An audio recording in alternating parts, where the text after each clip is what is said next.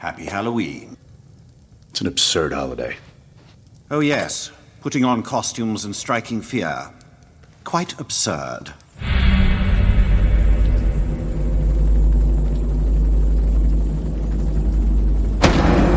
All it takes is one bad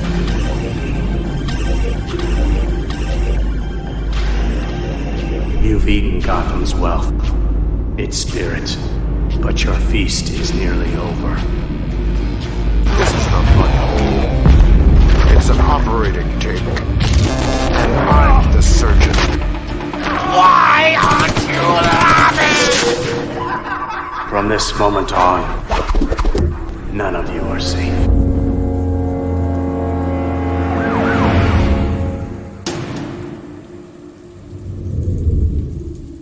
Welcome to the Batman Book Club, a podcast exploring the Dark Knight Library. I'm your host, Ryan Lauer. The Batman Book Club is a proud member of the Batman Podcast Network, hosted by Batman on Film. Just go to batmanonfilm.com, click on the link for the Bat Pod Network for a whole list of other Bat-related shows that also dive into some other nerdy subjects that we all love to talk about in our free time. And if you like what's going on with the Batman Book Club and you'd like to support it, you can go to patreon.com/thebatmanbc and help support the show, which would be very much appreciated. Now, this is the second episode of the spooky Batman month. This is also episode number 79, where we're spending the entire month of October in the spooky season looking at spooky Batman stories. And with me, this is a familiar voice, but not usually in the middle of the month. He is a third of the Italians for Spidey Coalition. He is also one half of the dynamic duo on Straight Outta Gotham. It's Mr. Peter R. Verra. Pete, welcome back. Yeah, I can't wait to dive into Batman 114 and really just break that down with you. As always, it's really exciting month of Bat books, from everything from Puzzles Box to The Adventures Continues, and just wait, Pete. No, this isn't the Batman in October. You're actually on for a normal episode. Okay, I got to read this story. You got to pause this. Okay, we're gonna pause. Pete, welcome back to the show, Pete. Yeah, how does it feel that there wasn't a ton of homework for this episode for you? You mean I just had to read one story? One story, that was it. Wow, this is what everyone else feels like. There's no homework. Is it kind of boring? Or is it a relief? From Professor Lauer. I want you to write a thesis on the Dark Knight in the month of October, please. Yeah, please. Actually, a thesis on the long Halloween, Pete, okay? And how the villains are a reflection of Batman himself. But this time you have to read it backwards. Read it like it's manga. Okay, you got to go right to left, back to front. Do it, Pete. Okay, here we go. Yes, but thanks for coming back to do this. This on the now we can say annual spooky October with the Bat Boys on the Batman Book Club. Yeah. Who else has done this? Well, last year it was the sheriff himself, Ryan Haas, Garrett Grev, Minnesota's finest, and Justin Kowalski. Okay. And so far now, your episode number 2 this month. The second episode this month, Haas, last week did Night of the Reaper with your boy Neil Adams. Oh, God. Beautifully illustrated book. Oh, God. That almost doesn't sound good. Like, oh, God. No, it's just like, oh, Neil, I love you. Hey, looking up that stuff, writing. Neil Adams is 80 years old. God bless him. Protect that man. At all costs, protect that man. I hope to God he's at New York Comic Con, because I didn't go, so I don't want Neil to be there either. Yeah, stay away, Neil. Just wait a year, okay? Come on. Yeah, just wait a year till I'm back. Hopefully by then the world will be back to normal, as we keep saying every year since last year. So with this, last year, the story you chose was Madness, which is the second of the 3 Legends of the Dark Knight Halloween specials from the dynamic team of Jeff Loeb and Tim Sale. Big fans. And they're also collected in the Batman Haunted Night collection, in which you just kind of said, hey, you've got your 3 years covered because the Haunted Night book is yours. So this time around, we went to the first Legends of the Dark Knight Halloween special, Fears.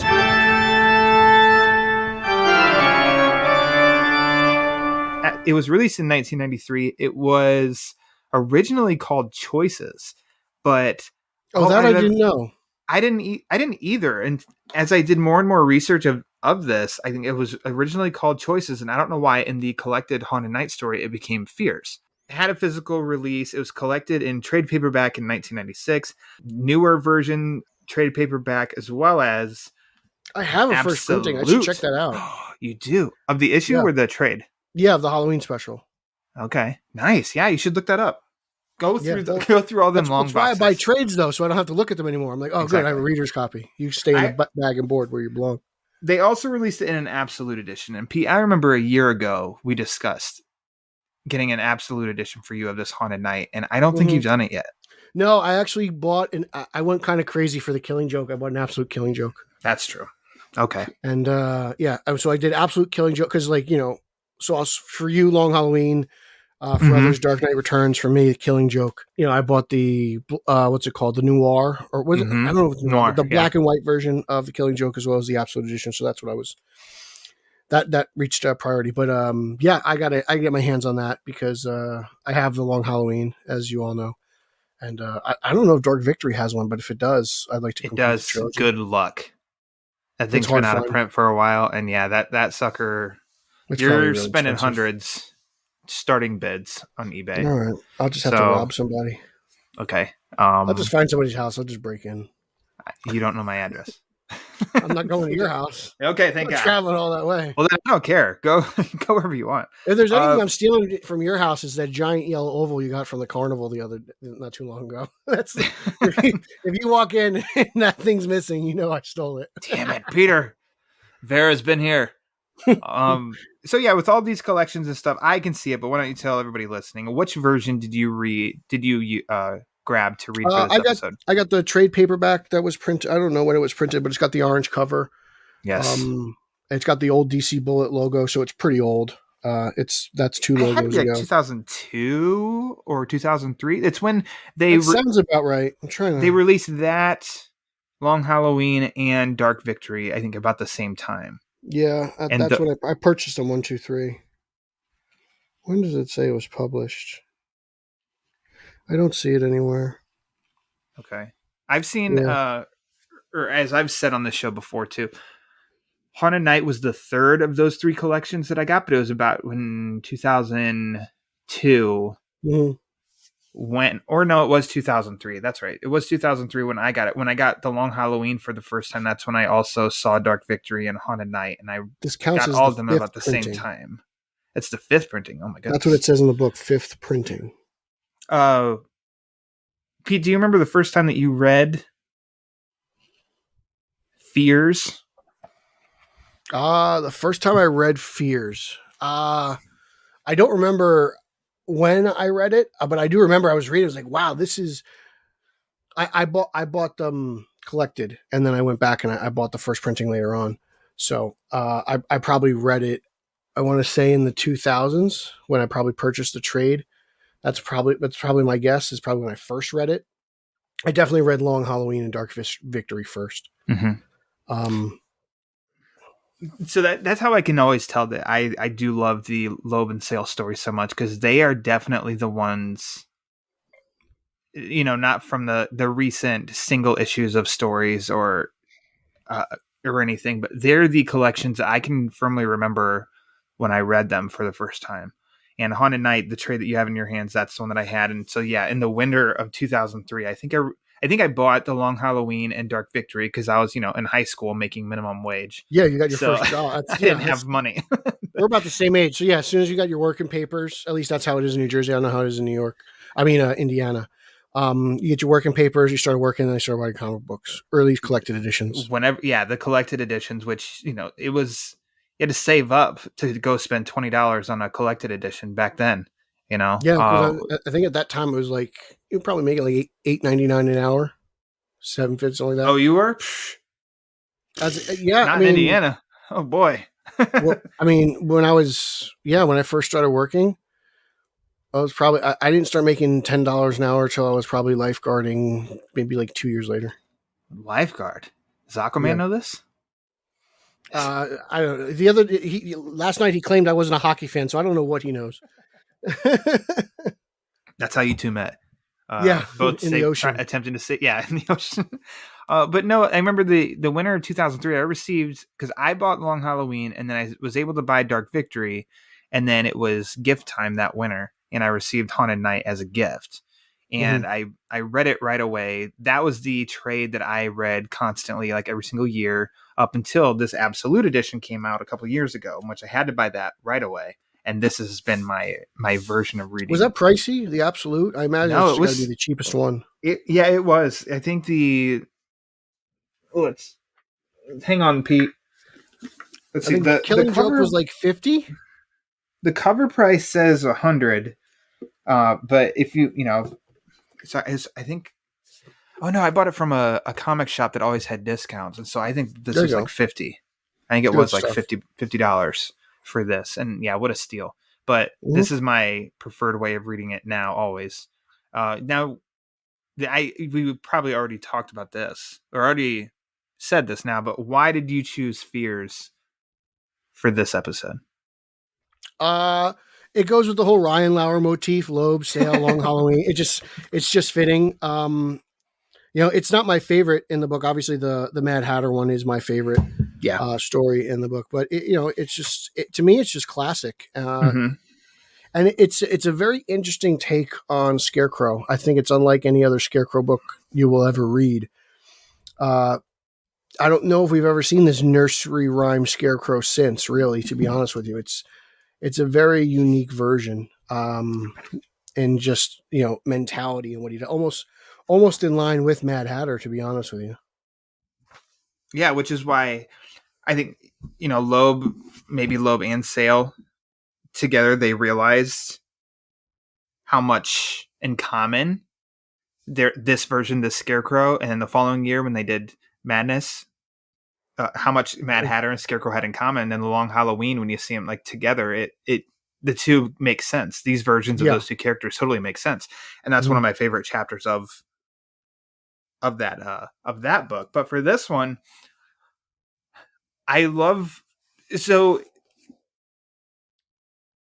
Archie Goodwin. So there's definitely a story. It's written in an intro that Jeff Loeb has said, and it's been reprinted in like every collection of the Long Halloween, that Archie Goodwin had said that he always loved what Jeff Loeb and Tim Sale did with gangsters. And Loeb would always say, we didn't do anything with gangsters. I love to go back. I love to go like up to that point for the Long Halloween. Yeah, he said that like we didn't do anything with gangsters, but I think you open like the opening scene basically of Fears. Yeah, Batman takes out 3 gangsters. Yeah, he takes out a table full of gangsters, and that's what I always come back to thinking of whenever I do my usual monthly reread of the Long Halloween. I always read that story about Archie Goodwin. Weekly reread. Liar. Fine. I was trying to be modest, but that's what I come out to, and that really stands out to me because that has such a great feel of like the animated series.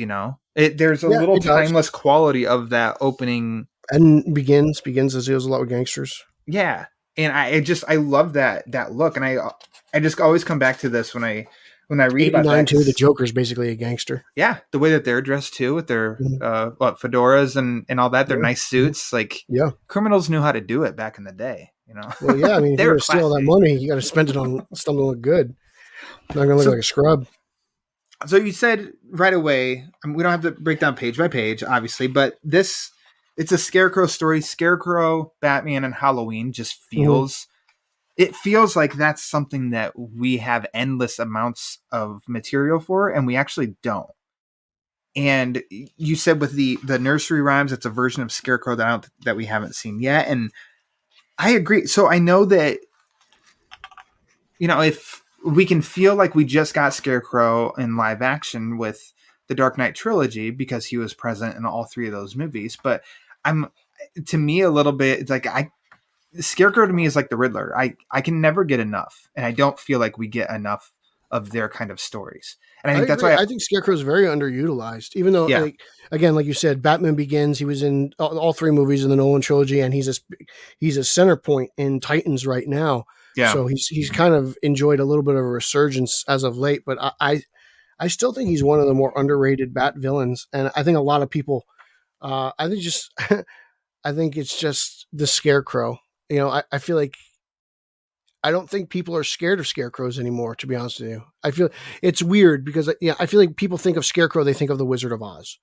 You know, I don't think people are, no, I'd be really honest, you know, like that kind of cowardly type thing. You know, like I don't think that Jonathan Crane is the Scarecrow that people think of when they think of scarecrows. And I think he's fighting a little bit of an uphill battle, but I think the recent content that we've gotten with Jonathan Crane has been nothing short of spectacular. Yeah, especially his versions in the animated adaptation of The Long Halloween. The Even way that in that part two horrible show I don't speak of, they did a decent job. did a decent of job. Scarecrow. Okay, good. Originally, it got, like everything else in that show, it got worse as it got on. But in the beginning, he was actually kind of The initial Scarecrow was a good Scarecrow, but the Long Halloween part two had like such a great. You know, I'm like, that's the Scarecrow that I want. And Batman has his freak out moment and everything in the gas. And it's like, that's such classic Scarecrow, what he's always done. But I think you can keep utilizing that, keep coming back to that. And Loeb here in Fears he just does a great job getting, there's no Jonathan Crane in this. It's Scarecrow is decked out in full Scarecrow gear. The entire story. And I actually really like that. If we're not getting, an unmasking, because I mean, this is essentially what, like 65 pages, 65 to something 80, like somewhere in between there. And it's just, I mean, he gets to it. It's Scarecrow. We know really, really early on what his motivations are of he's taken power out of different sections of Gotham. And then he's causing a little bit of panic. And then he's ransoming for money. I mean, it's kind of that simple. And I love how we get a Batman Scarecrow confrontation right at the beginning, and then Scarecrow, it's like he's being transported, and he breaks free, and then we get a Scarecrow Batman confrontation at the end. So I love how we get multiple confrontations between the hero and the villain in the story, and it's a short story, and it's. I don't know. It feels like the story almost feels bigger than it really is, I think. It does. Well, I just think that's the talent of Loeb. He can make something short seem like it's something long, but also, what is interesting about this story is the side villain in Jillian Maxwell, I believe that's her name. Yep. And there's just something off about her. She always seems to be. She just appears in the house randomly. She's always in the right place at the wrong time. You know what I'm saying? And, it's interesting how the adventures of Batman can cloud the judgment of Bruce Wayne in his personal life, right? Like because of the fear toxin, because of the thorns and the maze and everything. And now, Batman is kind of, tainted with this Joker toxin, this Scarecrow toxin or whatever it's called. It's affecting his thinking. He's not seeing clear. He's afraid. You could tell like he's afraid of being alone. He's afraid of losing family. And this woman appears in his life, and she seems to be the cure all for that. And it seems like, like I said earlier, the Scarecrow toxin or gas is clouding his judgment, and he's not seeing. And Alfred says it in the book. This wasn't on Batman. This was on Bruce Wayne. Like Bruce Wayne was the one who got tricked here, not Batman. And Alfred, as always, is a wonderful just voice of reason throughout the story. Just everything he says, it's great. I love it when they're talking and Bruce is talking about possibly going to sleep, and then he goes in the cave, and then Alfred's like, "Oh, good show, sir. I thought you used a good moment of judgment there," or something like that. And it's just like it's just that dry English wit, and I really appreciate Alfred a lot in this story because let's be honest. Bruce probably would have died if it wasn't for Alfred, right? Like Alfred was the one who solved that case in the story. Yeah, and he would have died from the fear toxin, and then on top of that, I think she would have killed him because I think Maxwell would have killed Bruce Wayne. That too, because of the toxin, because his judgment is just clouded, and you could see it throughout the story, even as Batman, like when he's fighting, what's his name, Billy from 48 Hours, and he stabs him. That doesn't happen to Batman, right? Like he doesn't get stabbed by a petty convenience store thug. who's committing a robbery. So you could see the toxin taking its effect throughout Batman and Bruce Wayne's just day. So, well, and then when he comes back, it drives and he gets in the Batmobile, and which is a great Batmobile. Tim Sale did a wonderful job. that's a fun Batmobile. He comes into the cave. That's what I mean. Of like, that's where Alfred saves him, because he opens up the top of the Batmobile and he's just sitting there. So Alfred saves him there. But then, like you said, with Jillian Maxwell, who Alfred discovers what she's up to, in which Bruce. So people like to say that Vicky's a stage 1 clinger from Batman '89. Well, Bruce dances with this chick and then basically tells Alfred, "There's something special about this one, Alfred," and wants to plan a vacation. It's like, dude, you just danced with her. But, okay. Bruce, he's a man with a broken heart that needs to be mended, my friend. There's a void there. There's a void of love in Bruce Wayne's heart, and it's something that he himself keeps locked away for the protection of others. So now it is impressive that Miss Maxwell, after one dance, can break down barriers. She got him. But then again, she's like, what's her name from Addams Family Values? She's got the knack for it, right? Good pull. Well done. Halloween reference, right? I can't remember her name, but I know Joan. The blonde chick. I forget what her name is. She's in a bunch of movies. She's after Uncle Fester. Who knew Christopher Lloyd was such a Mac? It's the bald head. That's what really does it for him. It worked for Justin.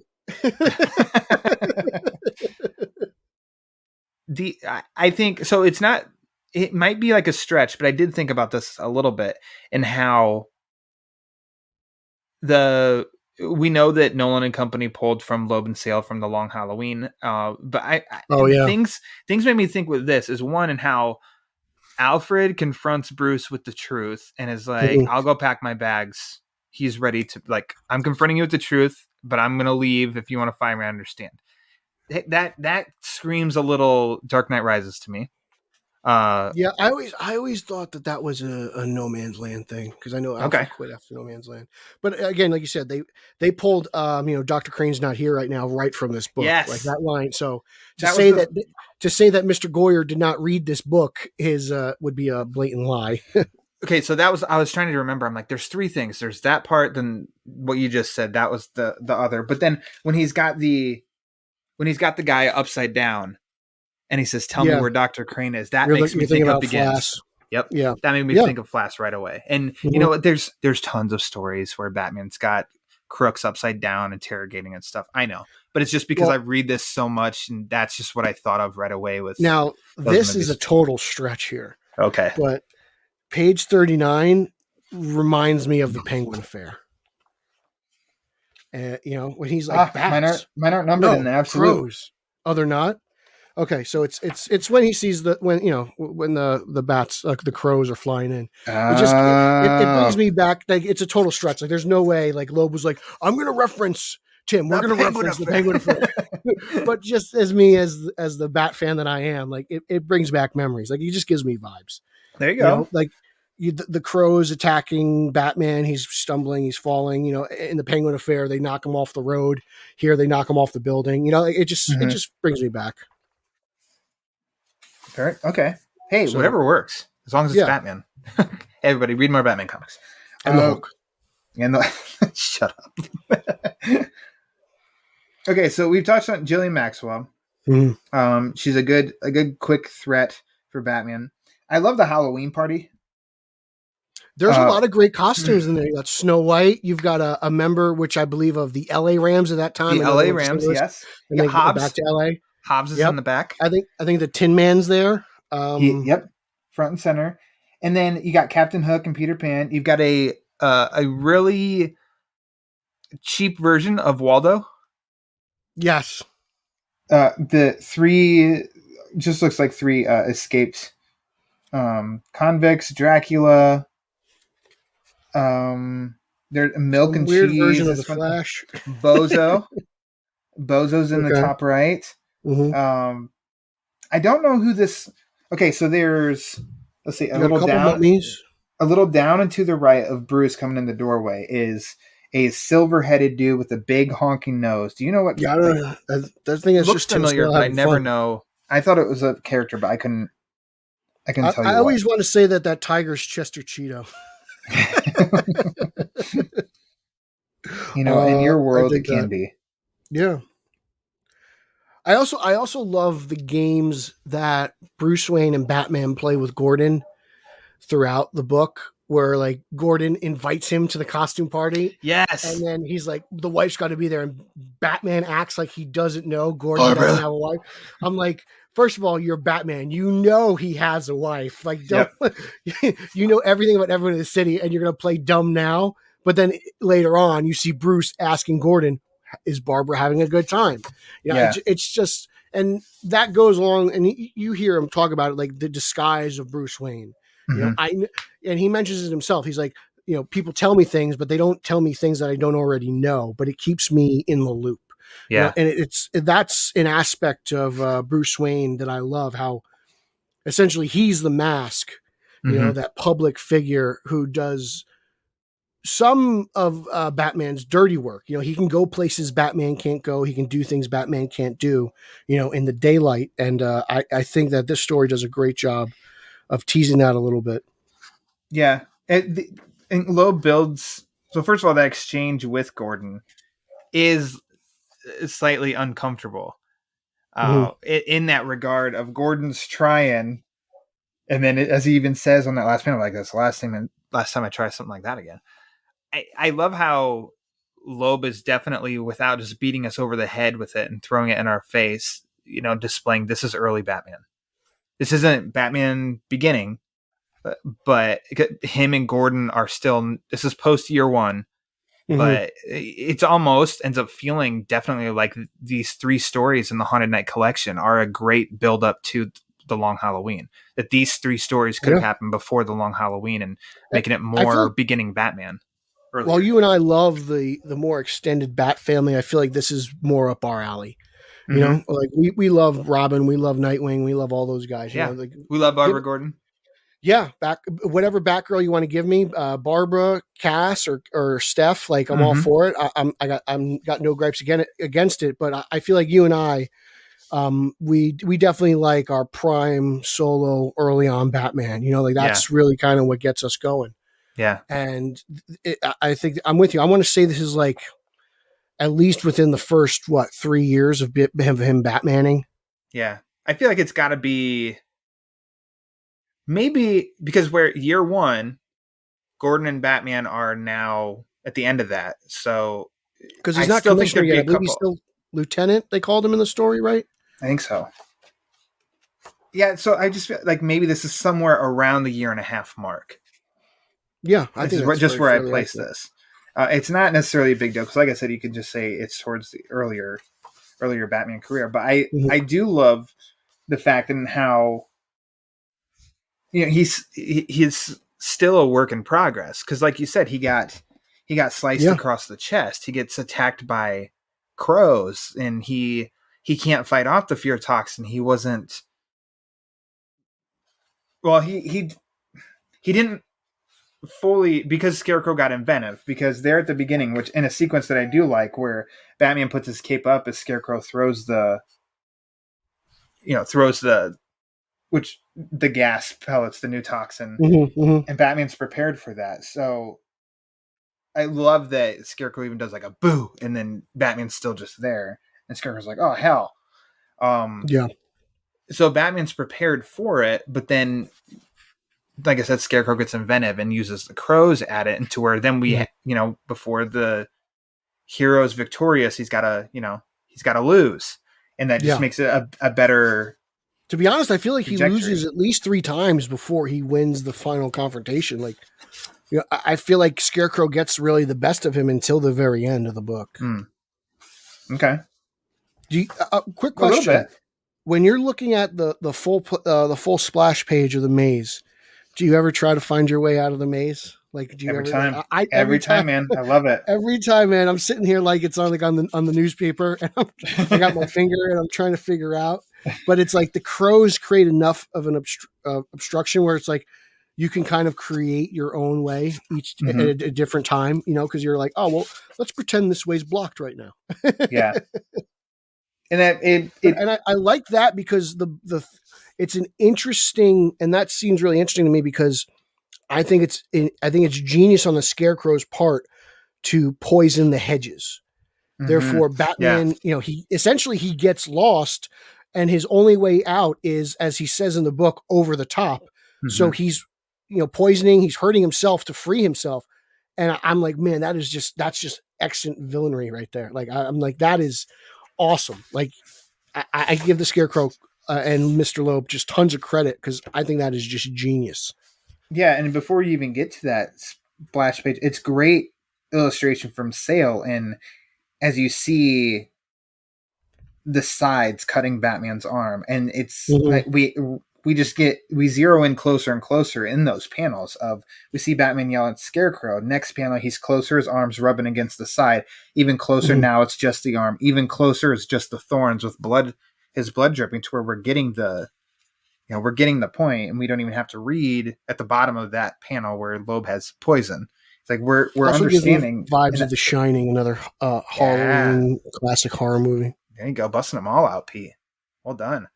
And then then you turn the page, and it's just Batman's totally defeated, hands grinding up against the wall there with the thorns. And I'm like, that's a good. As much as we love our hero, like, that's just a good image to show, hey, he's in trouble. Uh-oh. Meanwhile, on the next page, Alfred is in the beginning of his own personal investigation. God bless him. Right? Like, it's crazy how this woman is just able to enter Wayne Manor. Yeah. Like, he shows up there in the morning in bed, which always made me wonder, as Batman goes up the stairs. Did she see the costume on the stairs? Yes. Yeah. Exactly. Yes. And then, or was she just there waiting? Vicky waiting? Jillian waiting? But maybe she never left. Because, Alfred says the party's been done for like an hour. She probably didn't leave. She's been hiding somewhere. She's, like, I remember when I first read this story, I was kind of thinking she was Catwoman. Because I'm like, this woman's just lingering around Wayne Manor. She has no, Bruce doesn't know her. She's in a quote unquote disguise, which is, like, I was like, what is she stealing? Like, I kind of appreciate the deception, if that's what Loeb was doing, because, as a reader of Batman, like, who wouldn't think she was Catwoman, right? Like, to be brutally honest. Yeah. Catwoman has used various aliases in social settings as well. Let's see. Where's it going to go to next? Maybe I was just going to touch on Sale. I think Sale's art is really good, but you can also tell, this is earlier Sale. It's not refined. Yeah. Yeah. But he's like finding his footing in the Batman world. It's still really good. Yeah. He's definitely, and his playing in the shadows is really good. His Alfred in the shadows is great. He's so bony, that jawline is so distinct with those cheekbones and everything, and the eyebrow and the ridges. It's a good Alfred. I think his Batman's good. His Batmobile is fun. His cave, he rocks it with the cave. We get the penny and the T-Rex, as well as like a nice nod is the piece from year one of like his bat wings. Yeah. Is also his cape work, I think, throughout the book is really good. I think he's only can be rivaled by Mr. McFarlane. I love what Sale does with the cape. I'm looking. I mean, you got Batman on a gargoyle or whatever that thing is. Yeah. There's so many great in front of lightning. There's so many great splash pages of Batman. Even the page of the Scarecrow on top of the bat signal, like, that's really terrifying. That's really great. And I love what he did with the bat signal, making it look like a jack-o'-lantern. I thought that was genius. Mm-hmm. That was really cool. See that and like, you're like, you don't realize it until he does it, and you're like, oh, that is kind of cool. Mm-hmm. Yeah, I love that. His Sale, the way that he draws inside of the clock, like that, that's quite a process. The right before he gets slashed across the chest, I love, and I know that we get this kind of image later on in I think Long Halloween, but where he smashes the dude's face into the car. I think that's awesome. The opening scenes with the gangsters, where it's just, I don't understand why his eyes are red, but it's the image itself is still cool. They had a very interesting little, like, kind of like Schindler's List moment in the they used all the references today. In the flashbacks where the rose was the only red thing while everything else was black and white. I thought that was kind of interesting. Yeah, just so, as like an artistic thing. the flashback I think is really cool, and that's really cool to break up the story. And instead of going completely linear, is where Bruce and Jillian are.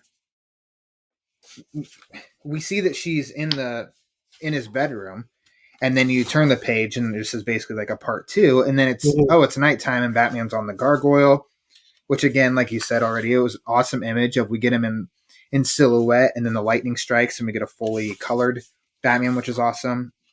But the flashback of that to me looks Eastman and Laird early Ninja Turtles when they did black and white, but there's something a little different about the art here. Not extremely different, because this is still Tim Sale through and through, but there's just something that's a little different with the art, and I really like it. Sale's artwork is a little bit more polished than I say Eastman's. Oh, Eastman's can be sometimes a little rough. Yeah, I get that. That's his style, and I appreciate that for what it is. Mm-hmm. But it seems that Sale's artwork's just slightly smoother. Yep. Back to what you said about the cape, I think it's not even a critique. It's maybe not as loved as most of the other designs. Is when I think Sale can get pretty what do you want to say, exaggerative with the cape, and how there's all of a sudden there's tons of ends that are all go on forever and curl and stuff like that. Yeah. And that's not present here. So that's something, it's really small, but that's something that I do like in here. I like he really emphasized it's flat out blue and gray with the bat suit. There's no yellow oval. Apologies. Unfortunately, I don't think Tim's a big fan of the yellow oval. I don't think he's ever drawn it. I can't remember one. I'd have to look in my. I don't know if it's Batman by Tim Sale or something that did, basically all of his non-Jeff Loeb specialed work. Mm-hmm. And I know he did some Legends of the Dark Knight and some other small story specials before. He did a bunch of covers for Detective in the early 2000s as well, I think.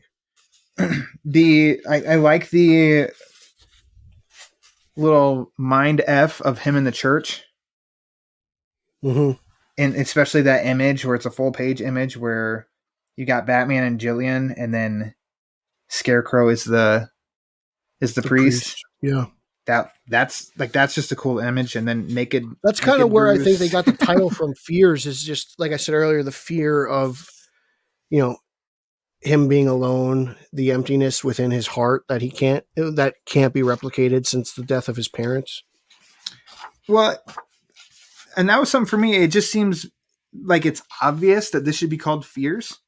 But if you look at that right before the epilogue with Jillian on the beach, and it's Bruce standing there at the fire underneath the portrait of his parents, it's basically telling him the whole lesson of, of the choice he's making to be Batman. And so I think if you really try to go in those terms, you can see how Choices is a good title for this story because of his, now you're looking for it. Where does he make the choices? Well, he's making the choices of going with Jillian, but then he makes the choice of not ditching her, but saying, I have to work tonight. So he goes out. What's that do? He ends up getting attacked with the fear toxin, which sends him in a spiral. And then he's with Jillian yet again. And we get the bat signal where then he has to basically push her away and go out and be Batman and stuff. And he said, that in that last page of how he learned something over the weekend, and that he thought I thought that I didn't have a choice about being the Batman, that Gotham City chose me to protect her. That is wrong. Ever since the night my parents were taken from me, I made the choice. It means that some of my heart's desires may go unfulfilled, but many more are satisfied. It is a good choice. So in that regard, it does make sense that Choices would be the initial title, but I think changing it to Fears and in its, reprintings, calling it Fears, that to me is just more fitting. Did you say it was changed for the trade paperback? I don't know. Do you have a page where it says, so in the Absolute Edition, when you open it, right before the opening page of Scarecrow on the horse, it says Haunted Night, Chapter 1, Fears. Yeah. Mine says Fears 1. Okay. because when I look stuff up online, and I think it's, even that DC, is it called DC fandom? Yeah, DC.fandom, and how they called it, the story choices. And it says the story choices, and then it says, as the alternate title, Fears suggests. I'm gonna go check down the basement and check that out. It'd be interesting to see, if inside that printing, because I would like a physical copy of that, because it's low in sale. I'll talk to my guy. Give me see all what of he's it. got. Please do. I got Ghosts. I would really like Madness and Fears, and then I'd have to go look up Dark Victories. I've got 2 of the 3. I have 2 of the 3. I know I have it's funny because when we did this and I was looking it up, I forgot that it was called like the cover. I think it was originally at one point. I think it was also called like the Halloween special. Mm-hmm. Like I think that was like the selling title. The story's called. I guess it was called something else, but I believe it was I believe the cover says the Halloween special. Yes, and then it's called Choices on the inside. So that's going to be something to. That'll be something fun to kind of.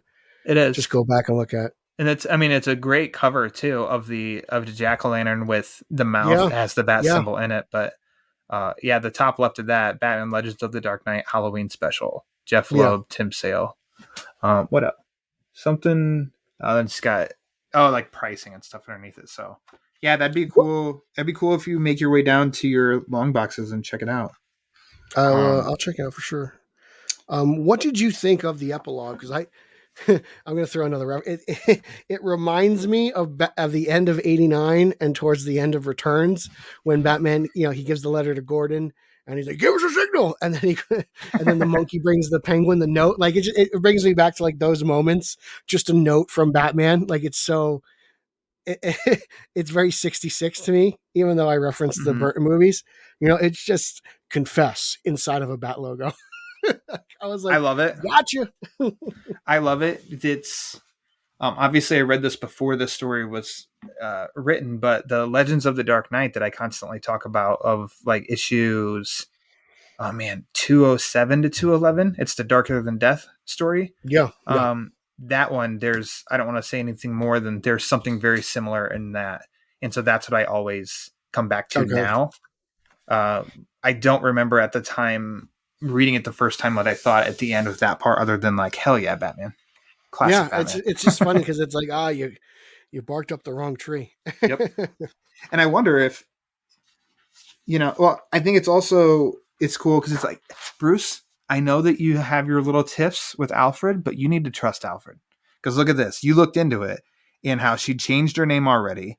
She's going to marry somebody. And then in 2 weeks, he was going to get murdered. So, everything Alfred said, that's what this woman. Yeah, but that's the great part about the relationship is there's a lot of give and take. But if Bruce always listened to Alfred, he wouldn't be Batman. That too. Yeah. And we wouldn't have comic books to read. It's a weird exchange. Because he's mostly right. Like Alfred, as we said earlier in the show, is the voice of reason. He always is the voice of reason. He's the one with the clear head. So, and he did all that dirty digging on his own, because he says, he's like, look, when you care about someone as much as I care about you, this was something that had to be done. And, I just applaud Alfred for, doing that. Yeah. And also I always think about it now that a floppy disk, that info is all on a floppy disk. When was the last time you ever held a floppy disk? I haven't. When was the last time I held a CD disc? Like a compact disc. So it's like, I guess it's a little dated. What you could say now, a flash drive? You could say it's been a while. So, like, if today's day and age, he would just airdrop it right to his phone. Yeah, unless he was talking to Eric, because he's probably got like a Samsung Galaxy Android XL or whatever. In which it would shoot off to somebody in in South America first, and maybe make its way to his phone in 3 weeks. But Pete, is there anything else you want to touch on that we haven't yet? No, this story is, as much as it is a Batman story, I do think it's just as much an Alfred story. Like Alfred does flex his muscles. His muscles. Yeah, his muffles. Muffins and muffles.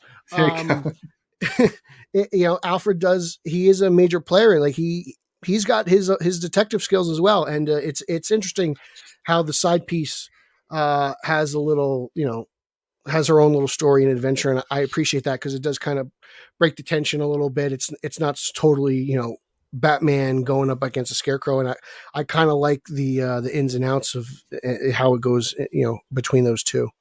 Yeah, that's a good point. While it's not my favorite, I do think this is, you know, a great yearly read, you know, obviously, and just, you know, just it is the stepping stone for what eventually became one of the greatest Batman tales ever told. Mm-hmm. Yeah. I was going to mention also, while in the Tim Sale's art, I do like when Bruce is recovering from his hallucination, the marrying, you know, Jillian with Scarecrow past her, blah, blah, blah. And Jillian comes in the room that, man, Tim Sale kind of outdoes himself here, and he has a 20-panel page. That's outdoing the Watchmen formula. Yeah, it's also very tiny. Like, obviously they shrink these down. Like, he's drawing on a bigger piece of paper than what we're reading, but granted, the third line. What if we got a cramp? The third line, it looks like it is one widescreen image with just borders in between to separate. But other than that, you know, each panel is different. So, you know, Tim Sale's pretty good. Let's hop into some favorites, Pete. Let me ask you first. Do you have a favorite part of Batman Beers? For my favorite part, oh man, I love him standing on the it's not the gargoyle, but I love that, like, kind of like splash page image of Batman in front of the lightning. That's really great. I love the maze stuff. And I appreciate everything that Tim Sale does with shadowing and candles and fireplace. It's very unique to me.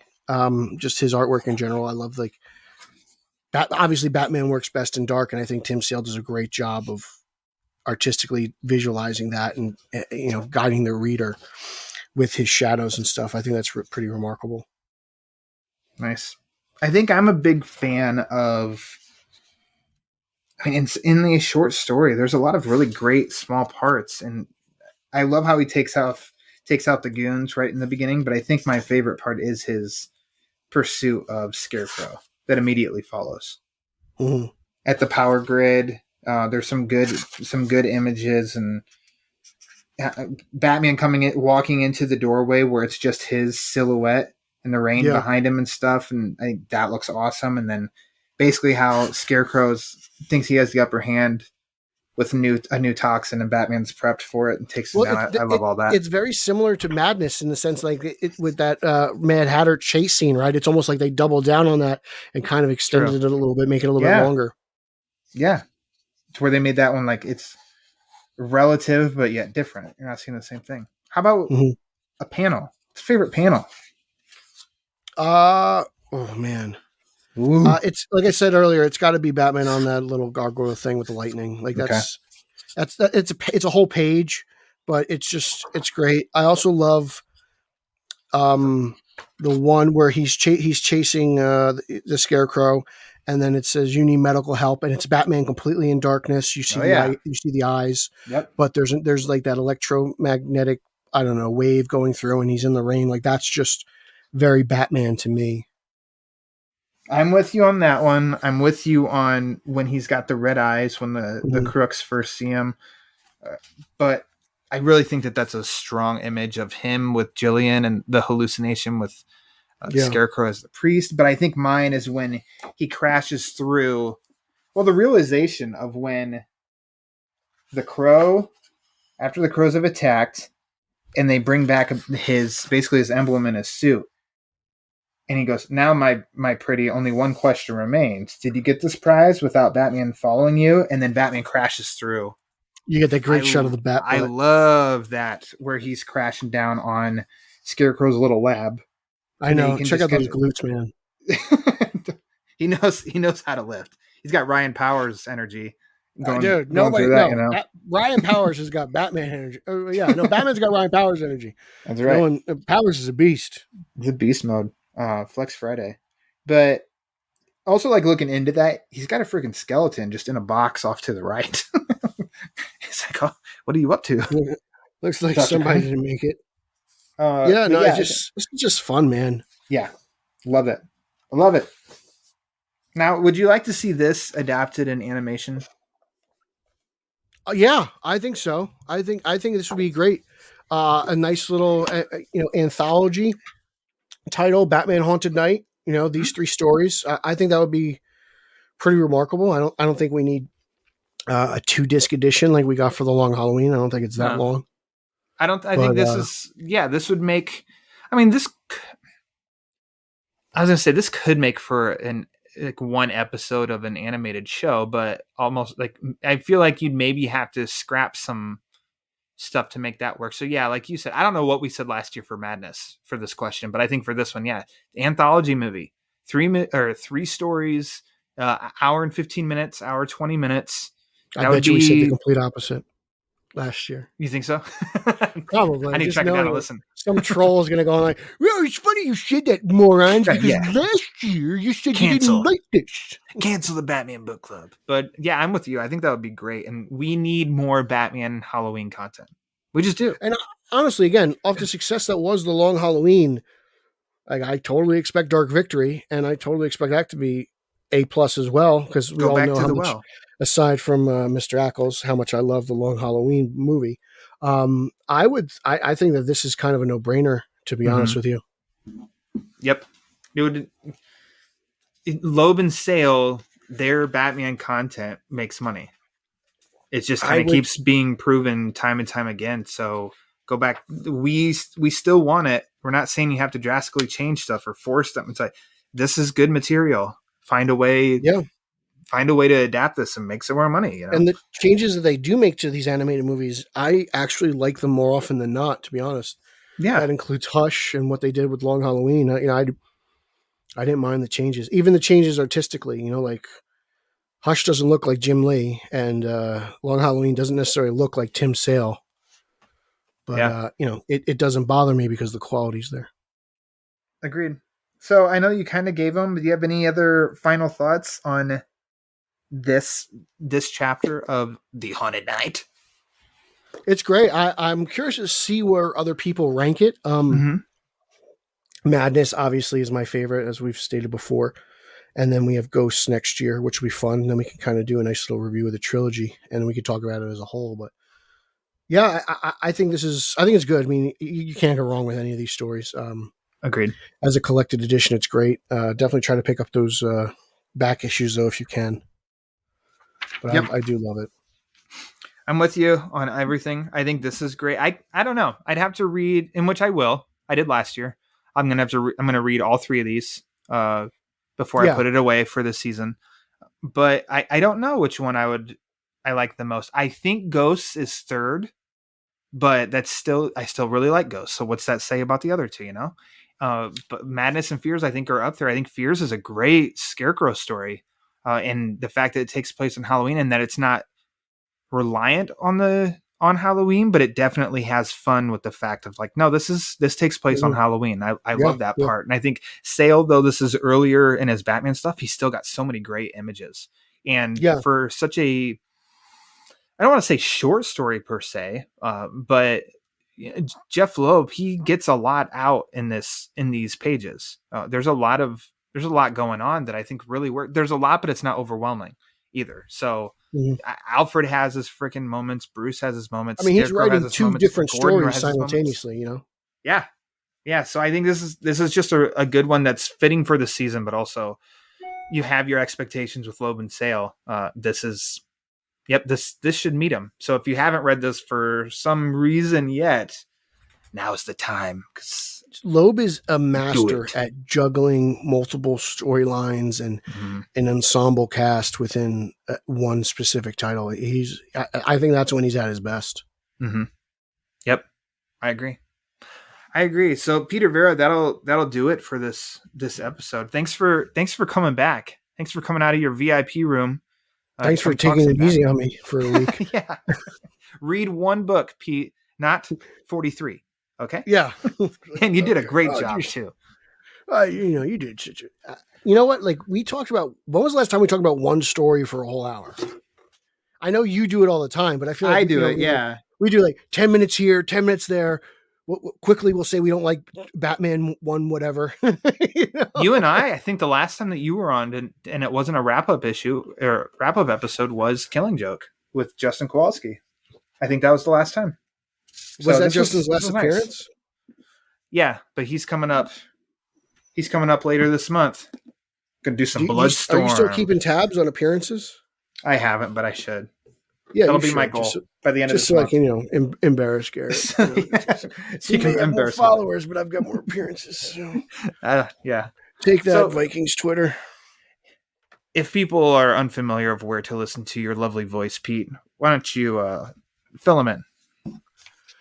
You can follow me on social media. That's Twitter, Instagram, and Zack Snyder's favorite Vero at Pete Illustrated. You can follow podcast number 1, Straight Outta Gotham, my co-host with the champion of Long Island, Eric Holzman. That's straight_O_G on both Instagram and Twitter. You can follow podcast 2, the Italian Spider-Man Coalition that I co-host with Chicago's finest, Nico and Nick Caruso. That is at Italians for Spidey. We have our own RSS feed now, 5 episodes in. Check that out. All various topics, WAPs and webheads. You're all going to love it. Make sure you check out at Team Yellow on Twitter, as we are just really excited for the return of Keaton in the Flash movie. Also, if you use #Batman, the emoji is the yellow oval. So we are making a strong impact. DC's listening to me. I didn't make one threat, and I made this campaign a success.